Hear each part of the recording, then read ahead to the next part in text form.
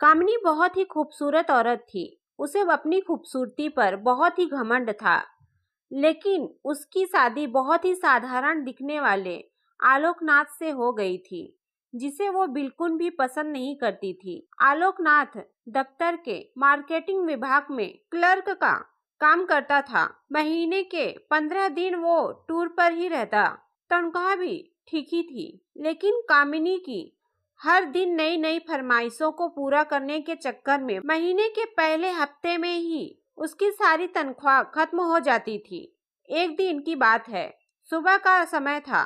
कामिनी बिस्तर पर लेटी हुई थी। तभी आलोकनाथ ने उसे जगाते हुए कहा, क्या बात है कामिनी, आज बहुत देर तक सोई हुई हो।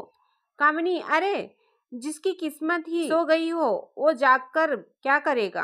आलोकनाथ बोले, क्या बात है, आज सुबह सुबह ही ताने। कामिनी बोली, तो क्या चाहते हो आप, सुबह सुबह आपकी आरती उतारना शुरू कर दूं या पैर दबाऊं। आलोकनाथ समझ गया कि कामिनी को कोई चीज चाहिए, क्योंकि जब भी उसे कोई चीज चाहिए होती थी तो वो इसी तरह का नाटक करने लगती थी। आलोकनाथ, अरे क्या चाहिए तुम्हें, बोलो ना। कामिनी, हाँ हाँ, बोल तो ऐसे रहे हो जैसे चांद तारे लेकर आ जाओगे मेरे लिए। कितने दिनों से आपको सोने की रिंग के लिए बोल रही हूँ, लेकिन तुम तो एक कान से सुनकर दूसरे कान से निकाल देते हो। आलोकनाथ बोला, अब जितनी हैसियत है मेरी उतना ही तो कर पाऊंगा मैं, और अभी मेरा हाथ तंग है। 2-3 महीने रुक जाओ ना, फिर दिला दूंगा मैं। कामिनी बोली, तो फिर मुझसे पूछते ही क्यों हो कि क्या चाहिए मुझे। जाइए अपना काम करिए, मेरे सिर में बहुत दर्द है। आलोकनाथ क्या करता, किसी तरह कर्ज लेकर कामिनी के लिए रिंग ले आया, लेकिन कामिनी बहुत ही लालची औरत थी। उसे हमेशा कुछ नया चाहिए होता था। इस बीच कामिनी के पड़ोस में एक नया शादीशुदा जोड़ा अमन और सुप्रिया रहने के लिए आए। जब अपनी बड़ी सी कार में से अमन और सुप्रिया उतरे तो कामिनी अपनी बालकनी से उन्हें घूरते हुए सोचने लगी। कामिनी मन में बोली, वाह कितना हैंडसम लड़का है, क्या मस्त कपल है दोनों, काफी अमीर भी लग रहे हैं दोनों, कितनी महंगी कार है इनकी, और एक मेरे पति हैं, न शक्ल अच्छी और न ही कमाई। कामिनी को जब पता लगा कि ये जोड़ा बिल्कुल उनके बगल में रहने के लिए आया है तो वो उनसे दोस्ती करने के लिए मचल उठी। खास तौर पर अमन से उसकी दोस्ती करने की बहुत इच्छा थी। एक दिन वो उनके घर गई। उसने दरवाजा खटखटाया। दरवाजा अमन ने ही खोला। सामने से अमन को देखकर वो उस पर और भी लट्टू हो गई। कामिनी जी, वो मैं आपके पड़ोस में रहती हूँ, थोड़ी चीनी चाहिए थी मुझे। अमन जी, अभी देता हूँ। अमन सुप्रिया को आवाज देने लगा, सुप्रिया सुप्रिया, जरा कटोरी में चीनी तो ले आना। सुप्रिया चीनी लेकर आ गई। अमन ने उसे कामिनी को देने को कहा। इस बीच कामिनी की नजर अमन के घर पर ही थी। काफी महंगी और एंटीक चीजों से सजा हुआ था उनका घर। जब सुप्रिया ने कामिनी को चीनी की कटोरी दी तो उसकी नजर सुप्रिया के गले में पहने नेकलेस पर गई। उसने अंदाजा लगाया कि ये डायमंड का ही होगा। सुप्रिया और अमन दोनों ने कामिनी को घर के अंदर आने को कहा तो उसने कहा कि फिर किसी दिन। कामिनी जब चीनी की कटोरी लेकर अपने घर गई तो आलोकनाथ की नजर उस पर पड़ गई। आलोकनाथ ने कहा, अरे घर में तो इतनी सारी चीनी पड़ी है, फिर तुम पड़ोस से मांगकर क्यों लाई हो। कामिनी बोली, ये बात आपकी समझ में आ जाती तो आप अपने ऑफिस में क्लर्क नहीं होते। धीरे धीरे कामिनी अमन और सुप्रिया से दोस्ती बढ़ाने लगी। जल्द ही वो उनका विश्वास जीतने में कामयाब हो गई। कभी कभी सुप्रिया किसी काम से बाहर गई होती तो वो सुप्रिया की गैर हाजिरी में भी अमन के पास चली जाती और उससे घंटों बातें करती। अमन हंसते हुए, अरे बस करिए भाभी, आप तो हंसा हंसा कर जान ही ले लेंगी। कामिनी, अरे ऐसा मत कहिए अमन, आपकी जान हमारे लिए बहुत कीमती है, हम तो आपके लिए अपनी जान भी दे सकते हैं, एक बार बोलिए तो। अमन बोला, ये आप क्या कह रही हैं। कामिनी बोली, आप तो सीरियस ही हो गए, अब आपकी भाभी को आपसे मजाक करने का भी अधिकार नहीं है क्या। इनडायरेक्टली वो अमन को कई तरह के इशारे भी करती और उसे अपने झूठे प्रेम जाल में फंसाने की कोशिश भी करती, क्योंकि उसे पता था कि अमन बहुत ही अमीर है और वो उसकी सारी ख्वाहिशों को पूरा कर सकता है। लेकिन अमन अपनी पत्नी से बहुत प्यार करता था, इसलिए वो कामिनी की इन हरकतों का कोई जवाब नहीं देता था। एक दिन की बात है, कामिनी अमन और सुप्रिया से मिलने उनके घर आई। सुप्रिया बोली, आइए आइए भाभी, हम आपकी ही बात कर रहे थे। कामिनी बोली, मेरी बात? सुप्रिया, अरे ये अमन तो हमेशा आपकी बात करते रहते हैं। कामिनी, अच्छा क्या कहते हैं अमन? सुप्रिया, यही कि आप बहुत अच्छी हैं, कितनी मज़ेदार बातें करती हैं। आपके जैसी पड़ोसी मिलना तो आजकल के समय में बहुत ही मुश्किल है। सुप्रिया के मुंह से अपने लिए अच्छी अच्छी बातें सुनकर कामिनी मन ही मन बहुत खुश हो रही थी और उसे लग रहा था कि एक ना एक दिन तीर निशाने पर लग ही जाएगा।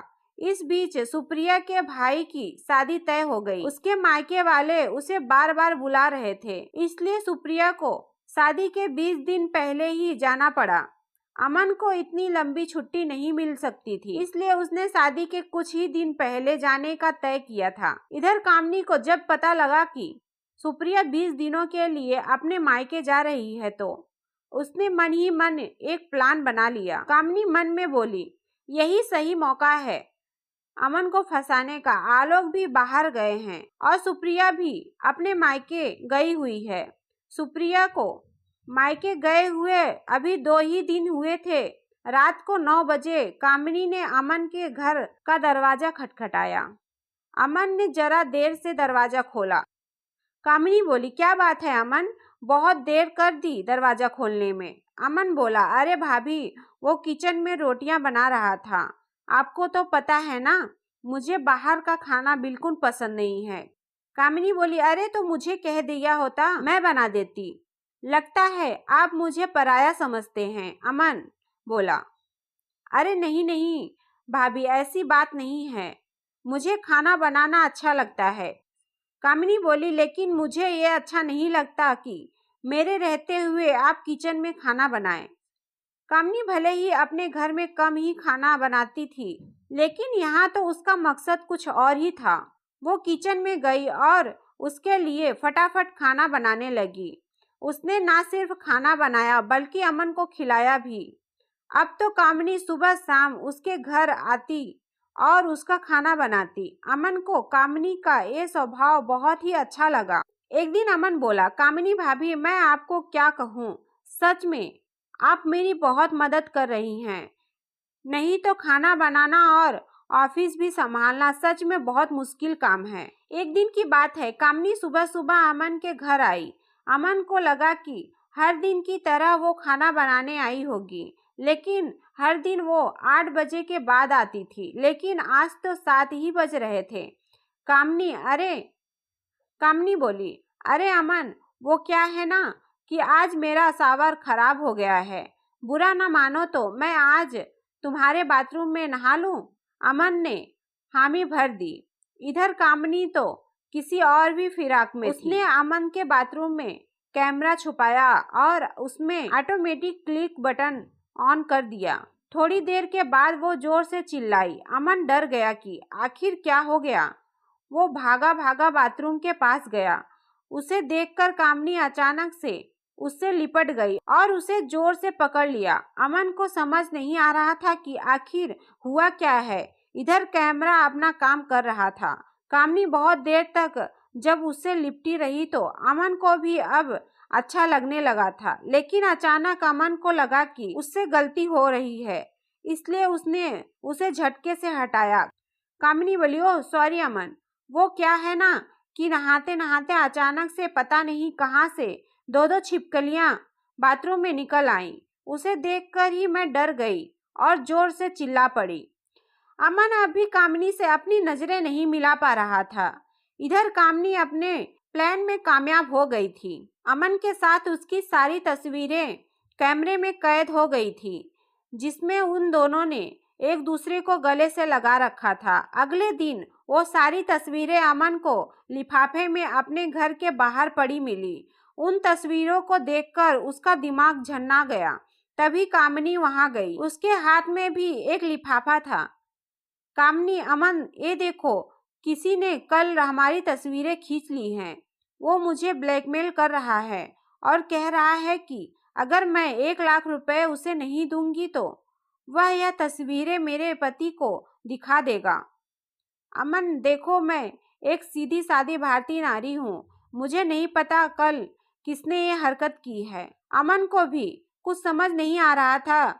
उसने 1 लाख रुपए कामिनी को दे दिए। हालांकि उसे कामिनी पर रत्ती भर भी शक नहीं था, लेकिन कामिनी ने भी एक बार फिर से उसे 5 लाख रुपए मांगे तो उसका दिमाग ठनका। फिर भी उसे ज्यादा शक नहीं हुआ। उसने 5 लाख रुपए भी दे दिए उसे। लेकिन जब अमन सुप्रिया के पास जाने के लिए तैयार हो रहा था तो कामिनी ने फिर उसे 2 लाख रुपए मांगे। इस बार अमन को लगा कि दाल में जरूर कुछ काला है। हालांकि गलती तो उससे भी हुई थी। अमन ने बहुत सोचा और उसने सुप्रिया से माफी मांगते हुए उसे सारी बातें बता दी। सुप्रिया उसी समय अपने मायके से अमन के पास लौट आई।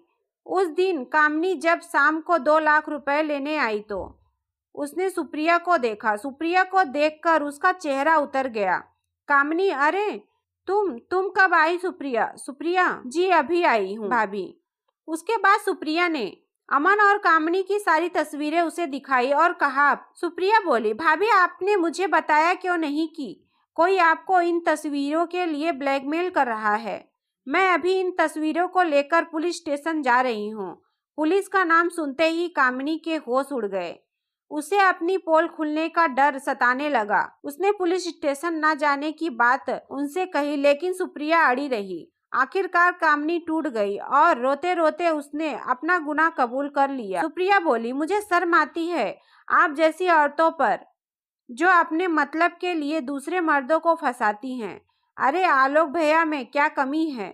वो बेचारे तो आपको हर खुशी देने की कोशिश करते हैं, लेकिन पता नहीं आपको ऐसा क्या चाहिए जो आपका लालच खत्म ही नहीं होता। कामिनी को अपनी गलती का एहसास हो गया था। उसने उन दोनों से माफी मांग ली, लेकिन अमन और सुप्रिया ने कुछ दिनों बाद अपना फ्लैट खाली कर दिया और वो कहीं और रहने चले गए। तो दोस्तों, इस कहानी के बारे में आपकी क्या राय है? हमें कमेंट करके जरूर बताएं। उम्मीद करती हूँ आपको ये कहानी पसंद आई होगी। कहानी पसंद आई हो तो वीडियो को लाइक शेयर जरूर करें और हाँ, नोटिफिकेशन बेल को जरूर दबाएं ताकि अगली अपडेट आपको सबसे पहले मिल सके। धन्यवाद।